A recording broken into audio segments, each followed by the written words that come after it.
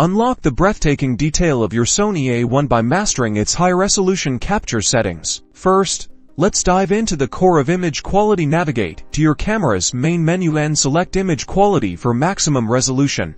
We want to prioritize the largest possible file sizes. Within Image Quality, you'll find file format. Choose RAW or RAW and JPEG. RAW files contain all the unprocessed sensor data, giving you the most flexibility in post-production and preserving every single pixel. If you need JPEGs immediately, selecting RAW and JPEG is a great option. Now, let's talk about image size. Select image size and ensure it's set to the largest option, typically labeled as XL. This utilizes the full 501 megapixel sensor of the Sony A1. Be mindful of your APSC Super 35mm setting for full high-resolution capture. Ensure this is set to off or full frame. This guarantees you're using the entire sensor for the widest possible detail. To further enhance sharpness and detail, go to the shooting menu and find sharpness. While default settings are often good, experiment with increasing this slightly. Be cautious not to overdo it, as that can introduce artifacts. For optimal detail,